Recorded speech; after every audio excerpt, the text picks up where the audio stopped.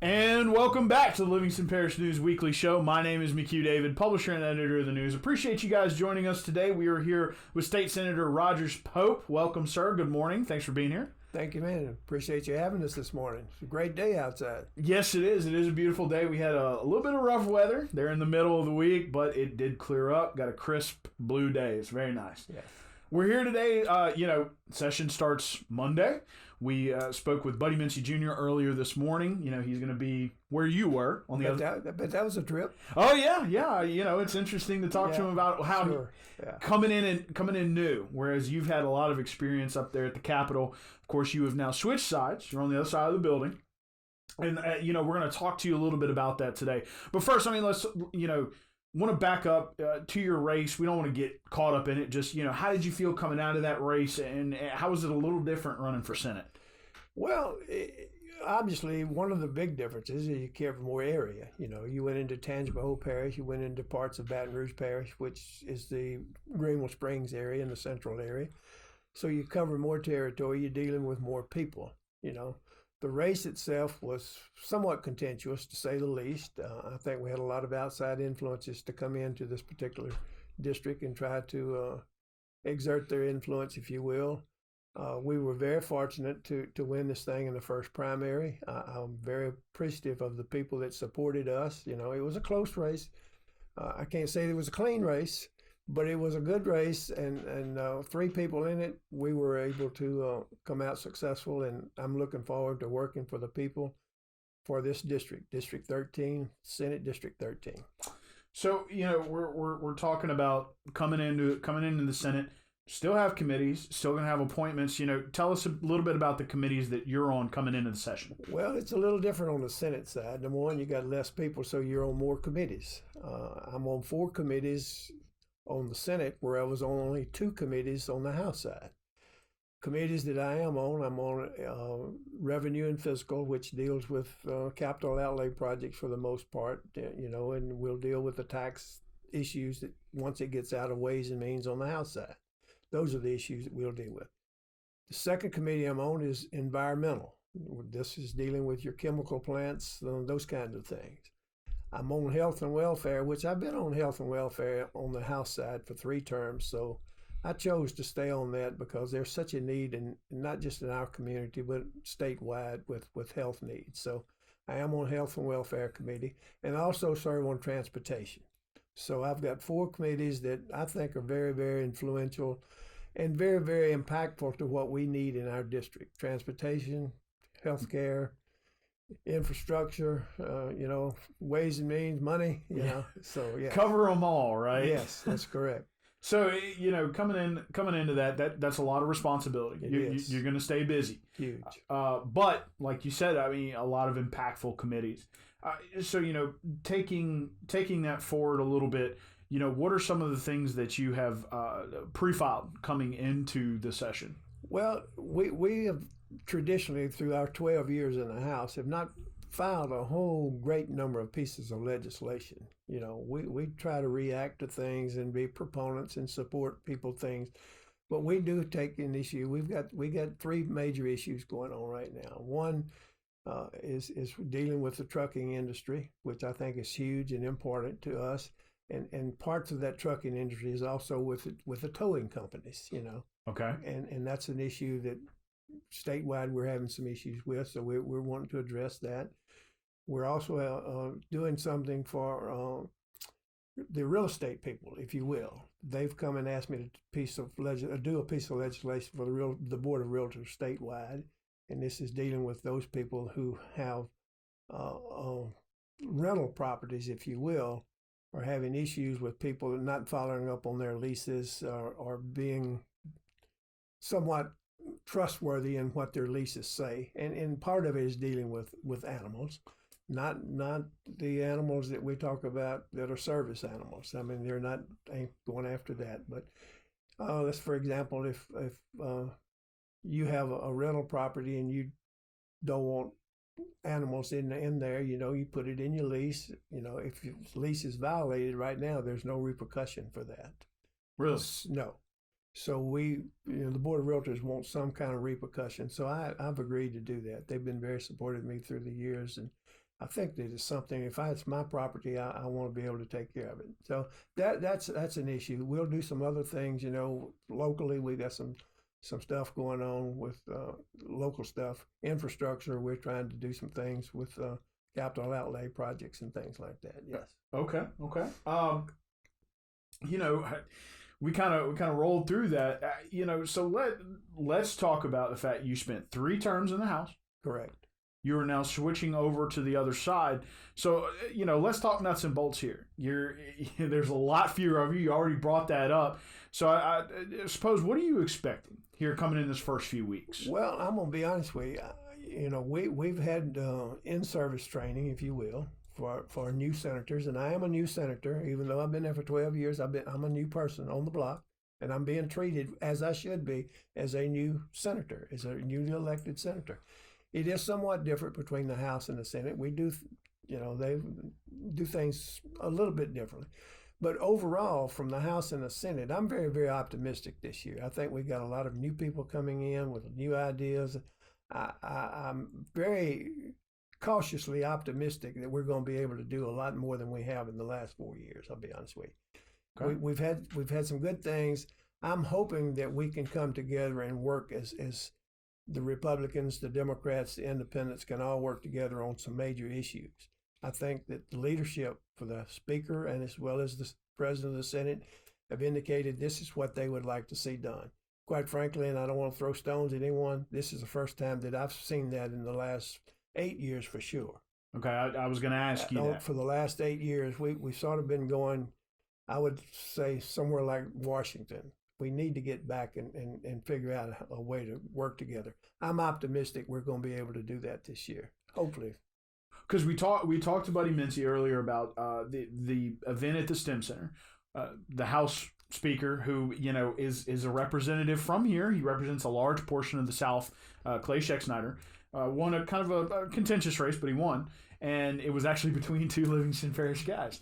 So he did say that there have been fewer bills pre-filed, and that he is looking for, or has seen new energy and is looking for efficiency. Would you agree with those things? I absolutely agree. And before I expand on that a little bit, I would say that I think we're very, very fortunate to have a representative that is Speaker of the House that's representing parts of our parish. He doesn't live here, but he represents a large portion of our parish. This was a race that we couldn't lose because he had, it was both Livingston Parish people, if you will. Back to the comment of agreeing and what he said, and I was at that STEM meeting, and I think he's right on target. We do have fewer bills, and that's what I was talking about right now. You don't necessarily introduce a whole lot of stuff if you don't have to, right, or if you shouldn't, but the things you do want to be impactful. And I think he's right there, and I think that there is this optimism. I think that he's got some plans to make sure that the House and as well as the Senate side, we're all inclusive on issues instead of going one way and each one going their separate way and trying to get together the last week of the session. I think you'll find a lot of things that are settled way early in the legislative process, which I think is good for this state. So, let's talk about a couple of those things because there are some hot button issues coming into this session. Yes, it is. And let's start off with the one that has been a hot button issue for years. We all know that there's no silver bullet for car insurance rates in Louisiana, but right now the big focus is on tort reform. The jury trial, financial threshold, and those sorts of things. Talk to us about how you feel coming in now from the Senate side on this and what you're expecting to see, because one of the things that both you and Buddy brought up at that meeting was that while everybody says tort reform, that could look a lot of different ways on the inset. It's my impression that there's going to be multiple bills, not just one piece of legislation that would come out. I think that we're going to have some form of tort reform. I believe that the will is there to do that. Obviously, we all know that we need to do something to reduce the insurance rates for automobiles, for vehicles in general. How we get to there is going to be the silver $64 question, And I think you'll find multiple bills to do this. I don't think it's just by having a reduction in the threshold, threshold. I think that's one of the things that we're going to have to do now is to lower the threshold. But I think that there's other things we're going to have to do in order to do that. You talk to your major insurance companies, they will tell you that there's more things that we're going to have to do instead of just lowering that threshold, which is huge. I understand that. Right. But that, and to be very candid, in my estimation or my guess, is that that's going to be the biggest battle of all. I think there's a lot of things going in there, whether we do something with the veterans, the widowed people, these kind of things with higher rates. Those are going to be, I think, that the low-hanging fruit that we'll be able to deal with. Okay. But I think that there's going to be multiple bills to come out. Some of it I will be able to support. Some of it I may not. I want to look and see what the outcome of the bill is, how it's going to be amended, how it's going to be changed before we vote on that. But I will tell you that if it's going to be good for our people, I'm going to support it. If it's not, I won't support it. Let's pause real quick. I want to talk about something that you just said. One of the things that and it's kind of like you said, you're very supportive, very reactionary. You get these bills, and then you said you want to see what the outcome of the bill is going to be.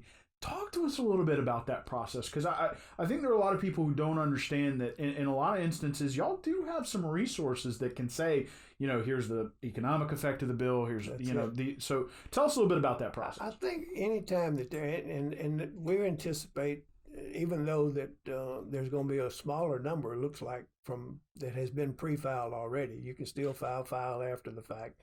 We'll end up probably somewhere in the neighborhood of 1,600 plus, give or take a handful of bills that we'll have to deal with, both the House and the Senate combined. That'd be that number.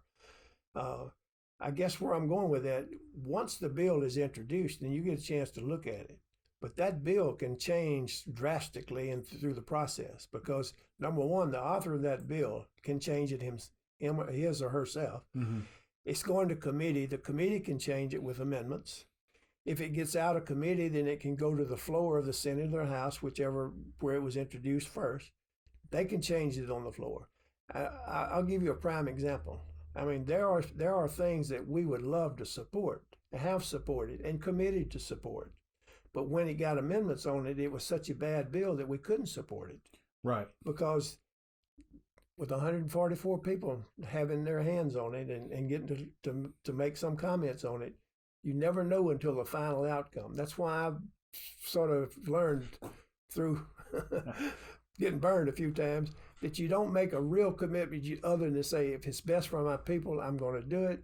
If it's not, then I won't do it. But I'll try to support it if I can.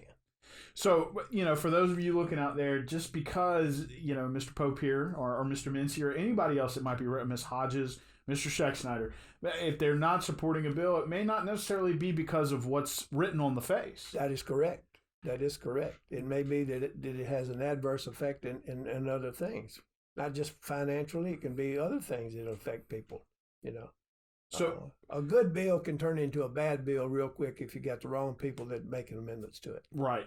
And, of course, a lot of that happens in committee. It could even happen from the author. Sure. Okay, thank you for that. So moving into, one of the other things that was brought up, and this kind of hits close to home for you, is centralized tax collection. Of course, that's done through the school board here in Livingston Parish. Yes. One of the things that was brought up is that, you have that intimate knowledge of your local economy. You lose that when you go to a centralized tax collection system, especially for sales. We both know big businesses are pushing for this. Let's hear your perspective on it. Well, at this point in time, unless I see something drastically different, I cannot support centralized sales tax collections. I'm going to be very adversarial here when I say I'm not sure that the state can do this with 64 parishes, 69 school districts, and this is the one that I know more about than anything else. In this parish, the school district the school system is responsible for collecting all sales tax in this parish. I think we can do it better locally. I think we can monitor it better locally and help our businesses. I understand from the flip side of big business with the paperwork and all this. I understand that. But here again, can the state manage to collect all the sales tax that is done as effectively and efficiently as it can be done locally? In my opinion, the answer to that is a no. Right. And I think that what we do, and I'm looking at it selfishly, I'm looking at what they're doing in the central area. I'm looking at what Tangipahoa does. I'm looking now at what we do, more importantly, because that's the biggest part of the people I represent. I know what we did. And I know that there were small businesses out there that we would set up payment plans for them so that we didn't have to put them out of business. State won't be able to do that. If you hadn't paid your tax, they're going to close you down. We're not interested in closing businesses down. We're interested in promoting businesses. And I think by having this element of going out there and being able to audit them, and if I'll give an example. If you may be running a month behind on your tax, I don't think you are, but if you were, then why would I want to come in and say, okay, you hadn't paid your tax. You got a day or a week or whatever, and if you don't pay it, we're going to close you down. See, I think that is wrong. Right. And I think that on a local level, we can work with you in order to get that done. So, that is a proposition. Another thing that's come up that was recently pulled back into local control is ITEP. That's back. I call it the docket, I guess you will. What are your feelings on dealing with ITEP and pulling that back? I guess it'd be Louisiana Economic Development. Louisiana Economic Development, I mean, for years has been the one that would indicate and dedicate and just tell you that, we're going to get this business and we're going to give them X dollars, incentive, if you will. When the proclamation came out from the governor's office to let the locals have some input in this, and I was all for that, and I am for that now. I think local input is better than whatever. I think we do things on a local level better than we can do it on a state level. Okay. I think that and I've not been directly involved because I'm not with a sheriff, I'm not with a school board. I mean, those entities that have those decisions to make. But when they make them, I think they're doing the best job that they can to see how it affects not just their organization, but how it affects the other three organizations. Right. And I think that if we do this, and if it's a good product, a good business coming in, we've been able to do that. I think from my understanding that there's been only one that's made application that didn't get some kind of relief. And that was a little place on the eastern side of the parish, and they were going to employ one person. Right. The rest of it, I think, has been done. Mm-hmm. But it's been done with the blessings and the input. And what kind of financial impact that it has on your organization if, in fact, you got that. We don't know what it'll have if the state does it. Right. So... Well, and one of the ones that we covered here pretty from start to finish was Gator Mill Works, and it was very interesting to watch the process. But it's like you said, Jeff Taylor showed up, Mr. Curtis, right, from the school board showed up. Mr. Curtis heads the sales tax collection division. Jeff Taylor is, of course, the local assessor. Both came and had meetings with the sheriff and testified at the parish council and the school board, let them know what their tax implication was by granting any kind of ITEP. So it was very interesting to kind of see that process, but these local boards do get that information. Yes. So, excuse me, one of the other things, and this isn't necessarily on the docket for the session, but it may be something that comes up after the session, a lot of rumblings about a constitutional convention. Now, that's a huge animal, and it's hard for a lot of people. A lot of people think it's a good idea. It's hard to wrap their mind around what that really entails. What are your feelings on that? Well, number one, I know that the last constitutional convention we had, I think, was in 1974. Mm-hmm. It's been amended multiple times, but it's gone to the people for amendment. Every time it's amended, it has to be a vote by the people, right, of the state, not just the legislators or legislative body. It has to be done by a majority vote of the state of the people in the state. My thing is that there's been this movement for years, and my position is always been this: if we feel like that there's got to be a constitutional convention, why do we have to have things in this Constitution that funds are dedicated for? And I'm going to give you an example, which I know more about than probably I should. And that's school business. Right. The minimum foundation program that school districts all over the state could be affected negatively if we were to have a constitutional convention and they would be able to get this. Now, I will honestly sit here and tell you that I've been in meetings where they would absolutely have these discussions about we need this or we don't need this.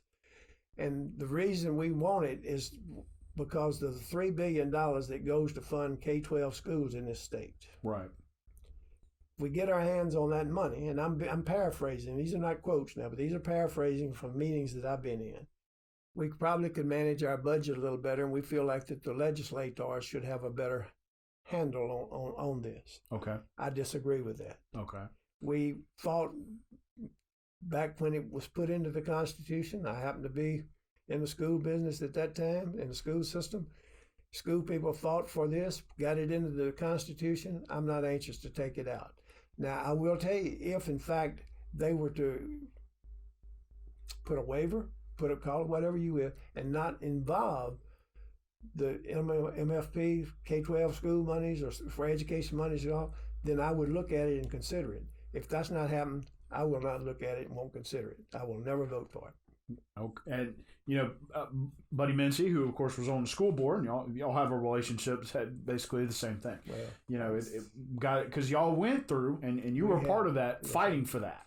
Well, if you, and I'm sure some of the people out here that may be listening to this or will be listening to this is not aware of this.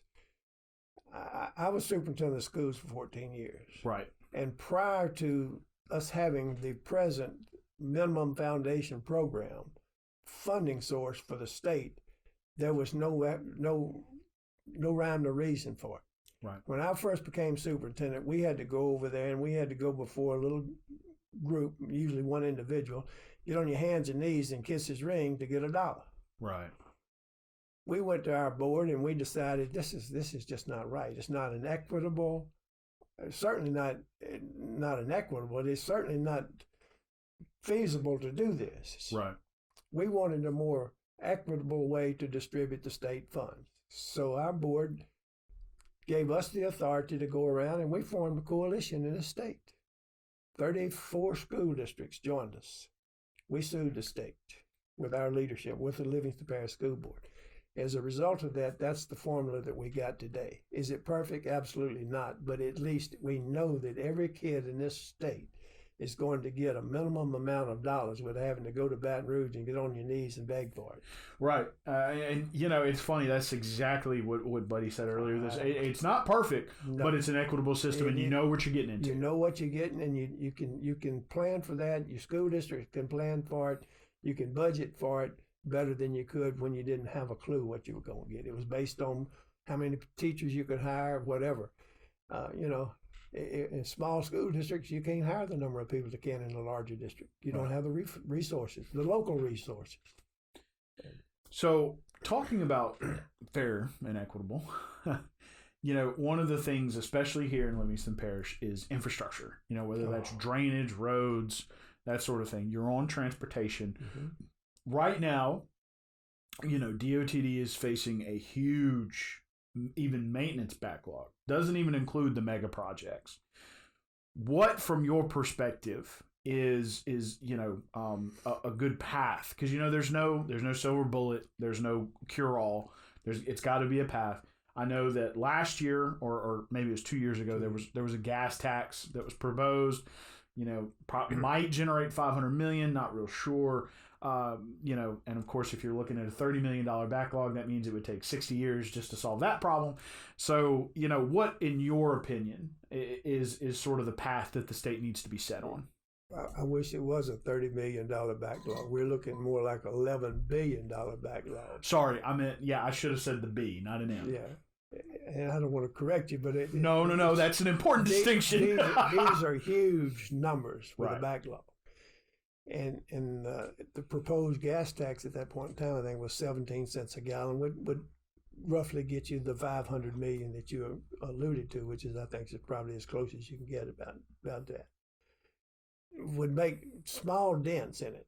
But the reason that I think that the gas tax at that point in time wasn't even brought up for discussion was, number one, there's an anti-tax settlement in this state. You know that. Yes. And I get it. Yes. And I wasn't there either, because I didn't know how the monies were going to be distributed, where it was going, who was going to get the resources. I didn't think at that point in time it was fair to charge Livingston Parish another 17 cents, or the people that drive another 17 cents, if they weren't going to get some kind of relief from I-12 traffic or 190 traffic or whatever. You understand? Yes. I mean, I wanted something out of it.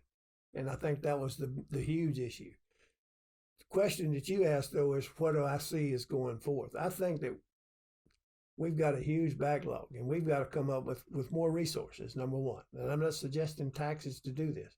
It may be some other programs that we need to look at, and I think that will be done this time with the transportation committees, on both sides. There's some monies that's going into the Department of DOTD, Department of Transportation and Development. It's going to maybe salaries and benefits. There's a move to take that away, and that would be about $70 million. Not a lot of money to do with $11 billion, but it could give you some opportunities. However, if you take that 70 to take away salaries and benefits from people that you absolutely have to have, the general fund is going to have money somewhere. Right. So it all comes back to dollars and cents. It all comes back to money. But it doesn't matter how you slice it, where you get it from. Where it comes from is going to be the $64 question, and I don't think anybody has a silver bullet for that. But I can tell you that we've done some things the last couple of years to try to make sure that we were doing a little better job of managing DOTD money, if you will. We've got to get more resources in that. Livingston Parish, I think, has done about as well as we could do in the last 12 years to get some things. We got 11, 12 roundabouts that are on the books right now that either have been completed or will be completed. Mm-hmm. Money's already committed there. We've got the 4-lane at Jubin Crossing, from Interstate 12 to 190. Mm-hmm. That's there. The Cook Road project is those funds have been secured, and we're in the process of getting that work done as we speak. Mm-hmm. There's got to be some monies, though, for growing parishes such as we are. And we are a growing parish. Mm-hmm. Not just for the maintenance of what we've got. And I'm talking about maintenance programs. Mm-hmm.